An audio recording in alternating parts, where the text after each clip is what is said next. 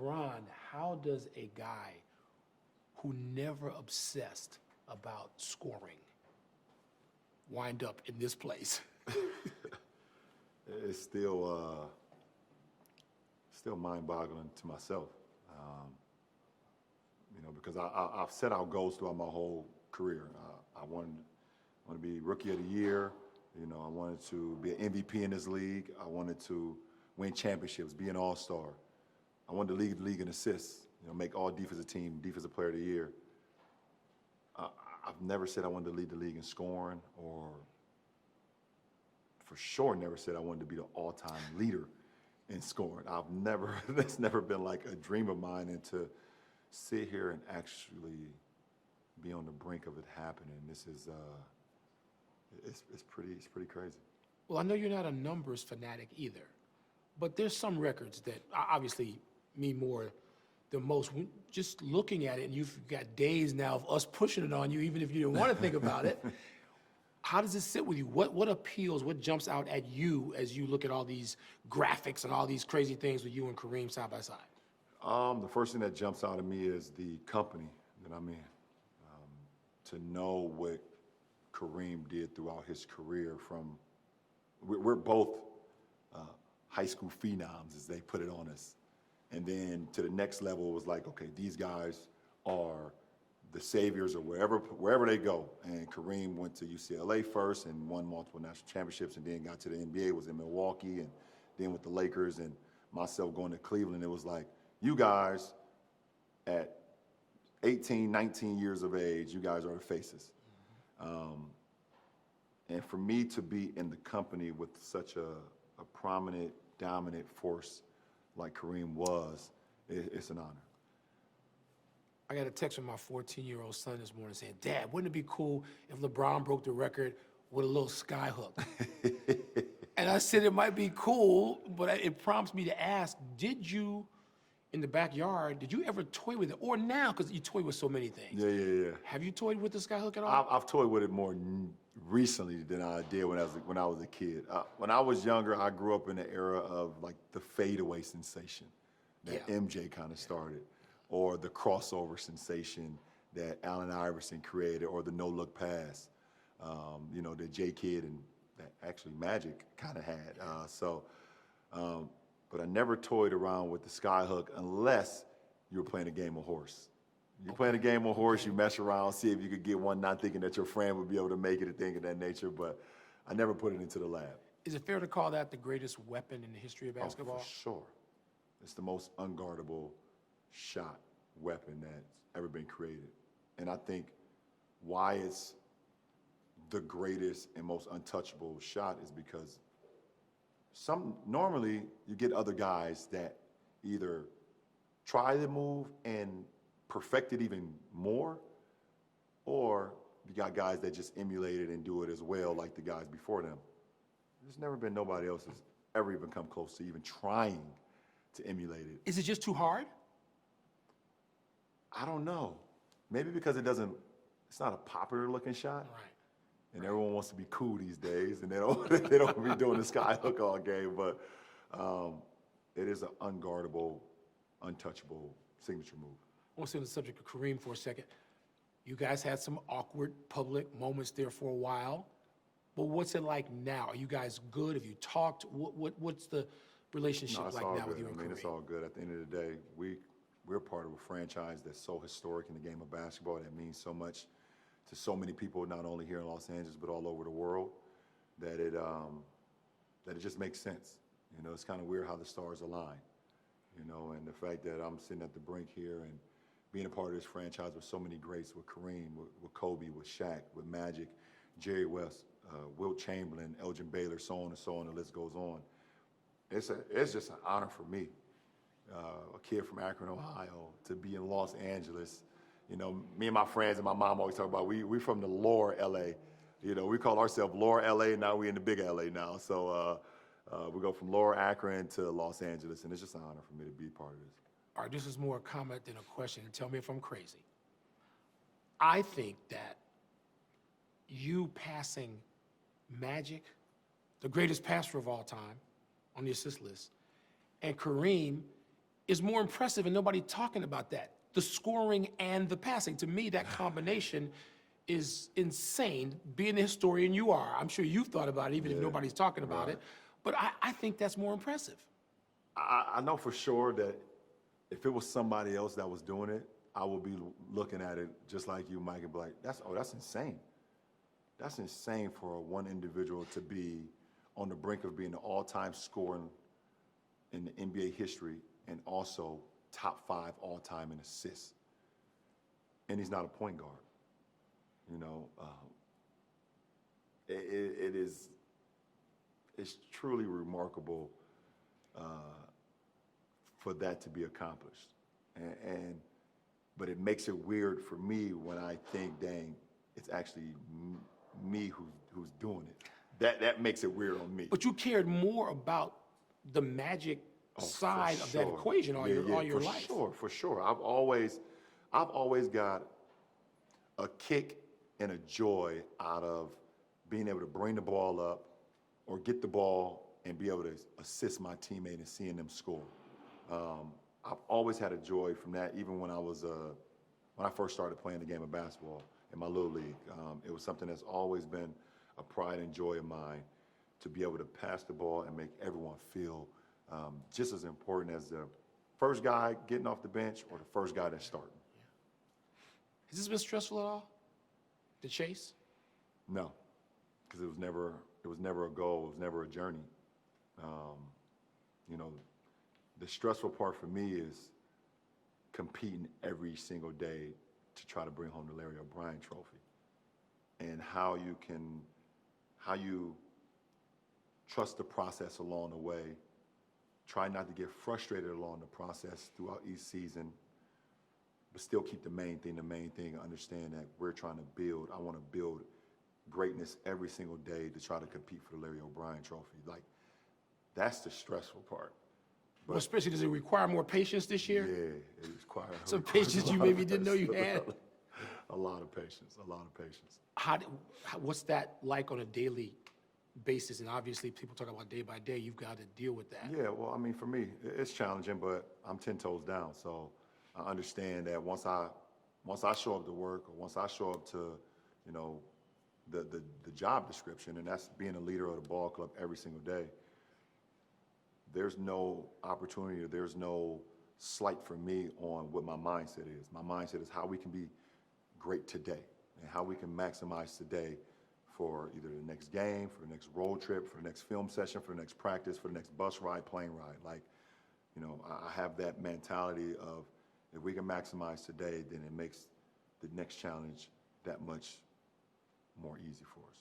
We're at an interesting crossroads right now, obviously, and not just the Lakers. Right. Everybody, especially with the news that just went down. Okay, I am terrible because I'm too old at deciphering tweets. What does "maybe it's me" mean? It's all about accountability for me. You know, I'm always challenging myself, taking accountability for myself. I think your greatest challenge and your greatest enemy is the person that you look in the mirror. So I'm always just trying to take accountability for me. You know, what can I do better? How can I be better? Is there things I can do more? Is there things I can do, be greater at to not only help the ball club, and everybody automatically think it's basketball, but it's in life in general. You know, so it's always just it's me talking to me and to hold myself accountable. Okay. Yeah, for sure. You've had some hours now to sort of digest it, and obviously it's a swirl everywhere around the league. Disappointed, angry? Are you over it already and not getting your former teammate back? Well, definitely disappointed. I can't sit here and say I'm not disappointed on not being able to land such a talent, but someone that I had great chemistry with, and know I got great chemistry with on the floor, that can help you win, you know, championships. In my mind, in my eyes. But my focus has shifted now. My focus has shifted back to where it should be, and that's this club now, and what we have in the locker room. That's a quick pivot, LeBron. It's a quick pivot. Quick pivot. It don't take me long. It don't take me long. I don't get too excited about the possibilities of things that can be. I kind of envision myself on what it can but I don't invest it all the way until I know what's happening. Okay. And when it does not happen, I'm back locked in on the job at hand. So, you know, we had an opportunity. I think our names was out there. The Lakers' name was out there. We had an opportunity. Didn't happen. We move on, and we finish the season strong. Try to get a bid into the postseason, where I feel if we go in healthy, and we compete with anybody. Is health, I don't want to say the only thing. Obviously, there are factors in anytime there's competition. But you feel if you guys are healthy, as is, Yeah, you can make a run. I believe so. Health has been, since we won the championship in 2020, health has been on the wrong side of our franchise. Yeah. And I believe, and I'm looking at the landscape of the league. We got some great teams, some great players. Guys are coming out and being amazing this year. And but also feel confident in our ball club and our personnel that if we can be healthy and get enough games under us where we get some momentum and we get some chemistry, and we know, okay, this every single night we have this starting lineup, we have this rotation, we got guys that's filling in, and we know there's going to be nicks and bruises, guys. Going to be games off here, games off there. We understand that, but for the majority, if we can be healthy going down the late stretch of the season, we give ourselves a good chance. No team has ever asked a guy, forget 38, 34, probably past that. No team. I don't know that any sport in North America has ever asked a guy to do as much as the club needs you to do, as much as you're asking yourself. How long can that go on? You know? Well, I mean, for me, I'm trying to push the limit. What's the limit? I don't know. I hope I don't know. I hope I never see it. But it's what the job description requires of me. Until my job description is lower or less than, this is my job description. This is my job description. My job description is to do more and be productive at it. And I guess at this point, I wouldn't want to know other way. I said I wasn't going to ask this, but I am.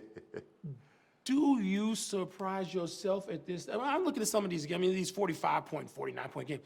Does any of that at this point, knowing what you know, being the historian you are, you know every great player started to have a little nosedive, even if they were great occasionally at 35, 36, 37. They didn't do anything like this. Do you surprise yourself?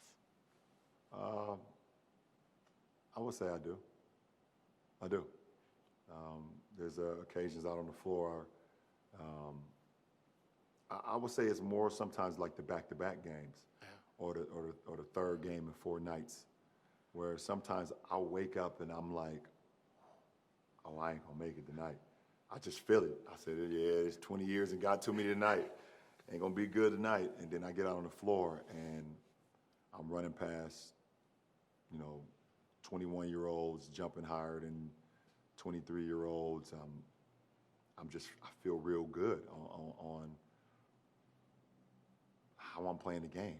Not only physically, but more importantly, just like mentally. I'm just so much more sharper now at year 20 than I was at year 10 or even year 15. I know how much you watch and respect the NFL. Yeah, for sure. So watching Tom Brady wasn't just like watching some dude to you. Right. The last few years, was it? I mean, you could connect. Did you guys talk at all? Do you? Yeah, we do. We actually have a really good conversation, and he was. Every time I would talk to him, I say, "Listen, you're my inspiration, man. Like, what you're doing, and seeing him, win the bowl, not too long ago with his first year in Tampa, that just gave me even more inspiration to keep going, And when he retired the first time, I was like, man, you just took a piece of me with you, man. What are you doing? What are you doing? He said, this is it. And then when he came back, I was like, oh, that's all I needed. He gave me another push. So to see him call it quits, I hope. We don't know. Is it for sure? Well, yeah. I mean, it seems like it seems like this is it for him. But hell of a ride, man. I love the guy, and he's been amazing. You still love this. You sound like I've been fortunate. I've been able to sit with you going back 20 years. I mean, this sounds like 15, 18 years ago to me. Your voice, your enthusiasm, your all-in nature of this. Yeah. I just feel so good about the game. I feel like I owe it to the game. As long as I could go out and still play it at a high level, I feel like it's important for me to continue to inspire the youth, continue to inspire my teammates, try to inspire myself. And I still have championship aspiration. I feel like the way I can play the game right now and the way I can go out and dominate a game right now can still contribute to lifting that Larry O'Brien trophy. And I think this is what we're in the business of doing. I'm in the business of trying to win championships, and I want to be in a position to do that. Watching Victor Wembanyama, and it's great to hear. When I see that reaction from you, that says so much. Have you had a chance to advise him? What would you tell him about what he's about to encounter? Because there ain't but a couple of people who've ever encountered what he's about. And it's still different in this social media age. You didn't have that 20 years ago. But what would you tell him? One, the most important thing, stay true to the game. And the main point of anything, give to the game. Work your butt off. Try to be better than you were yesterday, every single day. Commit to the game. I always talk about like the game gods. And if you disrespect the game gods, then karma is a mug.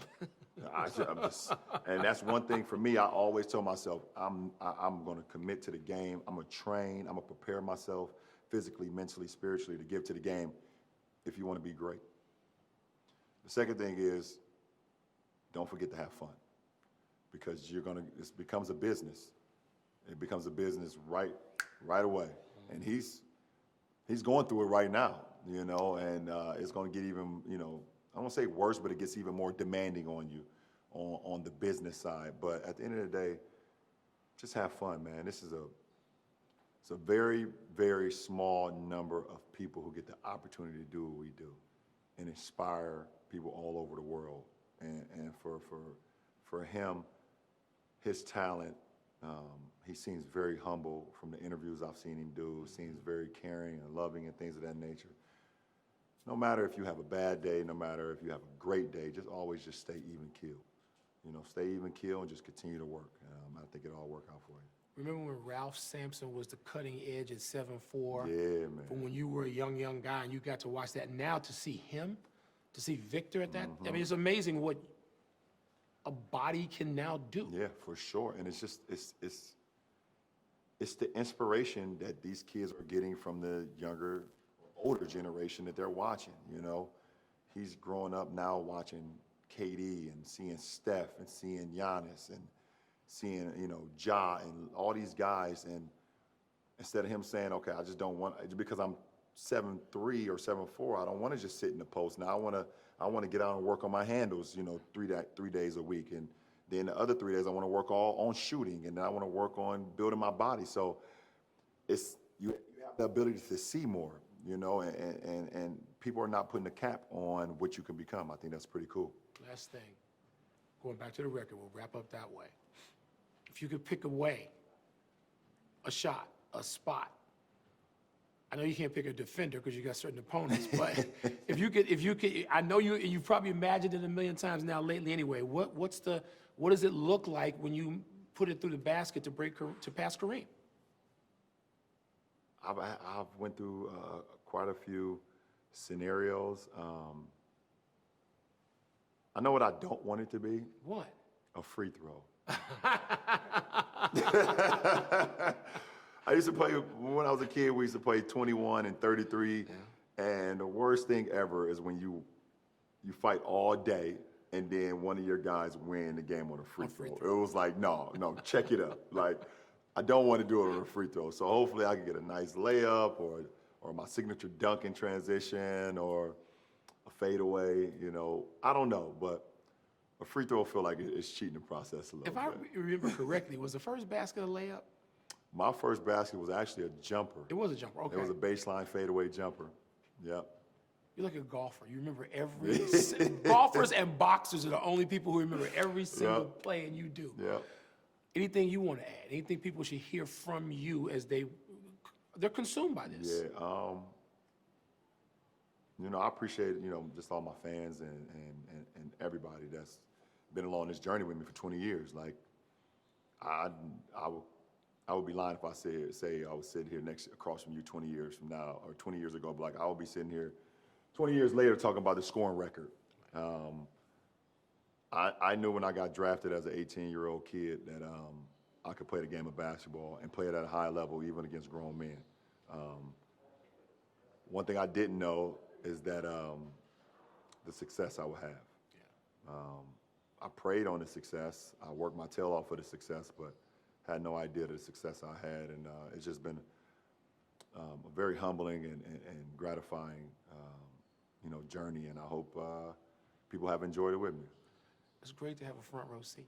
Yeah, I appreciate it. I appreciate you. Thank you. Thanks, Come on, Mike. man. Thanks for the time. Yes, sir. Thanks for watching ESPN on YouTube. For live streaming sports and premium content, subscribe to ESPN+.